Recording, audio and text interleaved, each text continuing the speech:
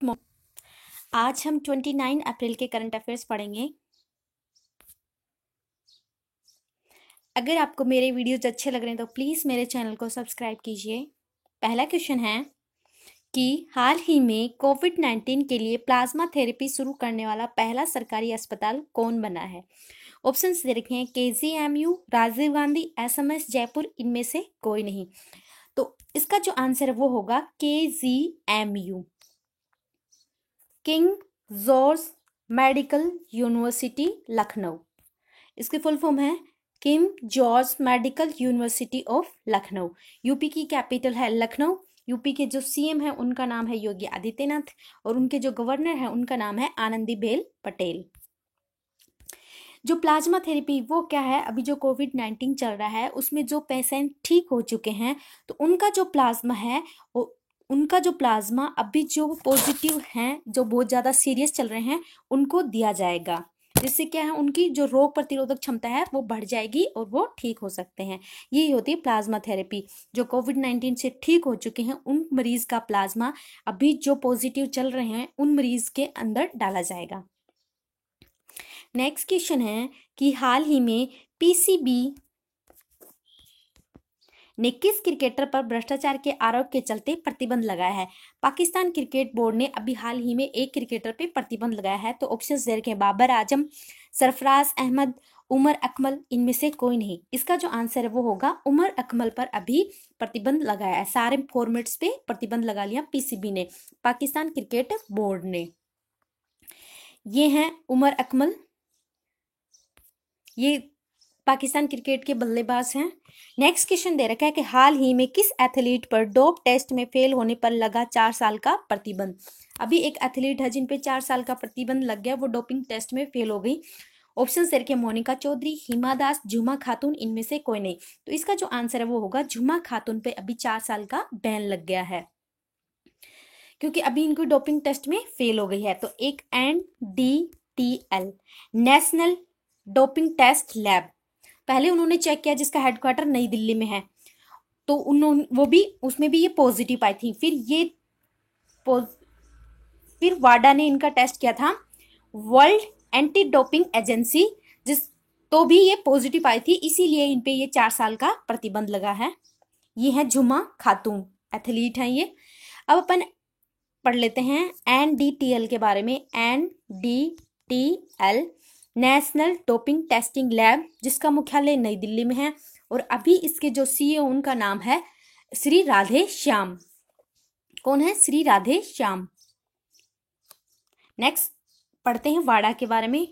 World anti doping agency, जिसका headquarter Canada के Montreal में है, इसके जो अभी अध्यक्ष है उनका नाम है विटोल्ड बांका।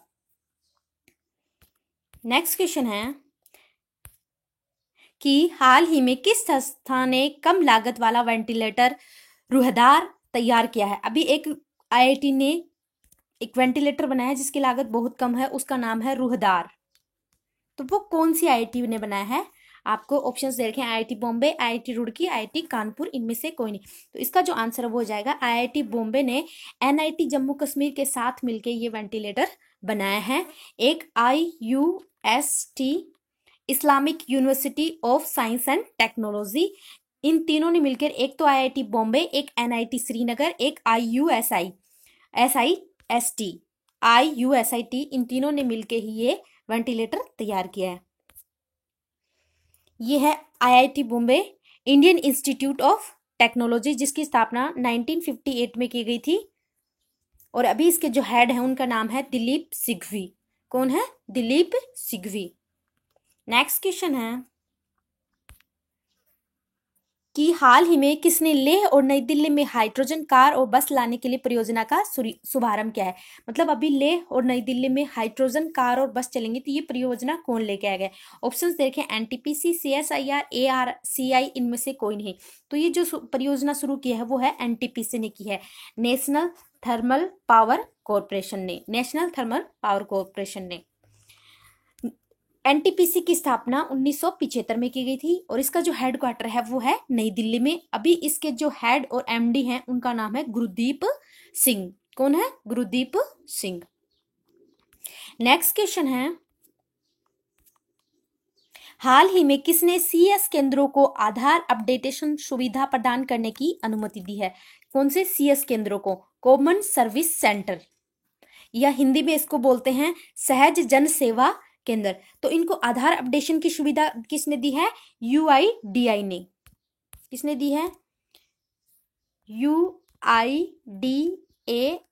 इसका मतलब है unique identification authority of India. Unique identification authority of India.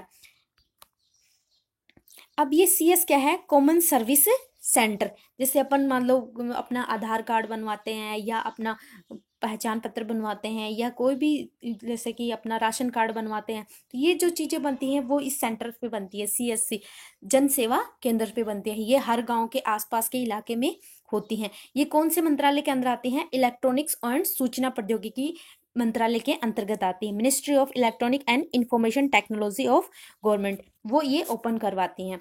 तो अभी उसको आधार अपडेटेशन की सुविधा मिली है। तो हमारे जो इलेक्ट्रॉनिक्स एंड जो सूचना प्रौद्योगिकी जो मंत्री हैं उनका नाम है रविशंकर प्रसाद। कौन है? रविशंकर प्रसाद।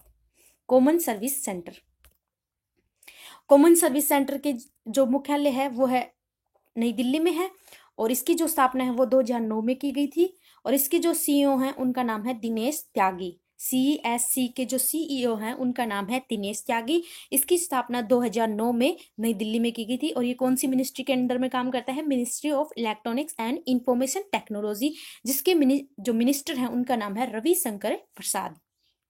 ई गवर्नेंस को बढ़ावा देने के लिए ये सेंटर काम करता है। नेक्स्ट क्वेश्चन दे रखा है कि हाल ही में एयरटेल ने किसके साथ मिलकर अपनी नेटवर्क क्षमता बढ़ाने के लिए हाथ मिलाया है? मतलब एयरटेल ने इनमें से किसके साथ अपनी नेटवर्क क्षमता बढ़ाने के लिए हाथ मिलाया है? तो वो है नोकिया। एयरटेल ने किसके साथ हाथ मिलाया? अभी एयरटेल ने नोकिया के साथ मिलाया है। इससे क्या उसकी जो नेटवर्क प्रॉब्लम को कम किया जा सकता है। अभी अपन एयरटेल के बारे में पढ़ते हैं। एयरटेल की स्थापना 1995 में की गई थी और इसका जो हेडक्वार्टर है वो नई दिल्ली में है। इसकी जो स्थापना है वो सुनील भारती मित्तल ने की थी, इसलिए इसके भारतीय एयरटेल नाम भी है इस कंपनी का, भारती एयरटेल, क्योंकि इसके जो संस्थापक उनका नाम है सुनील भारती मित्तल। और जो इसके सीईओ भी हैं, एयरटेल के जो सीईओ हैं उनका नाम है सुनील भारती मित्तल, जो इसके संस्थापक भी हैं। और इसके जो एमडी हैं उनका नाम है गोपाल विट्टल। कौन है? गोपाल विट्टल। अपन थोड़ा सा नोकिया के बारे में पढ़ लेते हैं। नोकिया की स्थापना 1865 में हुई थी और इसका जो हेडक्वार्टर है वो फिनलैंड में है। और इसके जो सीईओ हैं वो हैं राजीव सूरी। नोकिया के जो सीईओ हैं उनका नाम है राजीव सूरी। नेक्स्ट क्वेश्चन है कि हाल ही में किस बैंक ने एसएचजी के लिए विशेष ऋण योजना शुरू की है? Union bank, overseas bank, SBI bank, इनमें से कोई नहीं। तो एसएचजी क्या होते हैं? सेल्फ हेल्प ग्रुप या स्वयं सहायता समूह कहते हैं। आपने कभी गांव में सुना होगा स्वयं सहायता ग्रुप से चलते हैं। उनमें मतलब जो औरतें होती हैं या जो भी जेंट्स होते हैं वो पर मंथ कुछ पैसे इकट्ठे करते हैं। तो उनको यह अभी ऋण देने की योजना कौन से बैंक ने बनाई है? तो ये बनाई है ओवरसीज बैंक ने। किसने? ओवरसीज बैंक ने बनाई है। अपन ओवरसीज के बारे में पढ़ते हैं। इसकी स्थापना 1937 में हुई थी और जो ओवरसीज बैंक है इसका जो हेडक्वार्टर है वो तमिलनाडु के चेन्नई में है। अभी इसके जो एमडी एंड जो सीईओ हैं उनका नाम है कर्णम शेखर। ठीक है। नेक्स्ट क्वेश्चन है कि हाल ही में India rating and research agency ने भारत की जीडीपी ग्रोथ को घटाकर कितने % रहने का अनुमान लगाया? क्योंकि अभी जो कोविड-19 है उसकी वजह से जो जीडीपी है वो बहुत ज्यादा नीचे गिर गई है, तो इन्होंने अपनी जीडीपी को घटा के कितने % रहने का अनुमान लगाया है India rating and research agency ने? 1.9, 2.9, 3.9, इनमें से कोई 3.5, इनमें से कोई नहीं। इसका जो आंसर हो जाएगा 1.9% रहने का अनुमान लगाया है जीडीपी को। पहले इन्होंने 3.5 रहने का अनुमान, बट उसको घटाकर अब कितना कर दिया है? 1.9 कर दिया है। जो Indian rating and research agency है इसका जो हेडक्वार्टर है वो मुंबई में है। नेक्स्ट क्वेश्चन है कि हाल ही में किस देश ने कोरोना वायरस के चलते पिच ब्लैक 2020 युद्ध अभ्यास रद्द किया है? तो मतलब अभी एक युद्धाभ्यास होना था पिच ब्लैक 2020, तो वो कौन से देश ने रद्द कर दिया है? अमेरिका, ईरान, ऑस्ट्रेलिया, इनमें से कोई नहीं। तो ये जो अभी किया है वो ऑस्ट्रेलिया ने किया है।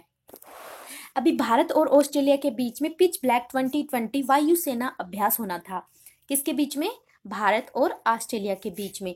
लेकिन अभी ऑस्ट्रेलिया ने इस युद्ध को 2022 में, युद्धाभ्यास 2022 में होगा, क्योंकि कोरोना वायरस की वजह से इन्होंने आगे खिसका दिया है।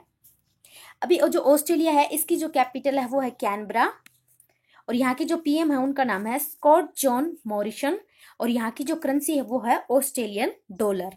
कौन है? Australian dollar. अब ये जो युद्धाभ्यास है ये भारत की वायुसेना के साथ होना था, तो अपन थोड़ा सा इसके बारे में पढ़ लेते हैं। जो वायुसेना अध्यक्ष हैं उनका नाम है राकेश कुमार सिंह भदौरिया। जो भारत की वायुसेना के जो अध्यक्ष हैं उनका नाम है राकेश कुमार सिंह भदौरिया। जो वायुसेना दिवस है वो 8 अक्टूबर को बनाया जाता है। नौसेना दिवस है वो 4 दिसंबर को बनाया जाता है, और जो थल सेना दिवस है वो 15 जनवरी को बनाया जाता है। ये तीनों दिवस बहुत इंपॉर्टेंट है। वायुसेना दिवस 8 अक्टूबर को, नौसेना दिवस 4 दिसंबर को, और थल सेना दिवस 15 जनवरी को बनाया जाता है। हमारे जो वायुसेना जो अध्यक्ष हैं वो है राकेश कुमार सिंह भदौरिया। नौसेना जो अध्यक्ष हैं उनका नाम है एडमिरल करमवीर सिंह, और जो थल सेना के अध्यक्ष हैं उनका नाम है मनोज मुकुंद नरवणे। मनोज मुकुंद नरवणे। ये तीनों आपको याद हो गए, तीनों डेज याद हो गए, और यही अभ्यास। अब कुछ युद्धाभ्यास बहुत ज्यादा इंपॉर्टेंट है, जो बहुत ज्यादा बार एग्जाम में पूछे जाते हैं, तो वो थोड़े से पढ़ लेते हैं अपन। जैसे कि इंद्र भारत और रूस के बीच होता है, मैत्री थाईलैंड और भारत के बीच में होता है, सूर्य किरण नेपाल और भारत के बीच होता है, हैंड इन हैंड बहुत बार पूछा गया है एग्जाम में, चीन में। तो ये जो टेबल है वो बहुत ज्यादा इंपॉर्टेंट है, बहुत ज्यादा इंपॉर्टेंट है। एक जैसे हैंड इन हैंड, मैत्री, मित्र शक्ति किसके बीच में होता है? भारत और श्रीलंका के बीच में। एक युद्धाभ्यास भारत और अमेरिका के बीच में, और एक गरुड़ शक्ति भारत और इंडोनेशिया के बीच में। एक संप्रति बांग्लादेश और भारत के बीच में। जो कुछ जो बहुत बहुत ज्यादा इंपॉर्टेंट है वो मैं आपको बता रही हूँ, बट एक बार ये टेबल आप जरूर देख लेना। Thank you. अगर आपको मेरे वीडियोज अच्छे लग रहे हैं तो प्लीज मेरे चैनल को सब्सक्राइब कीजिए और अपने दोस्तों के साथ शेयर कीजिए। Thank you.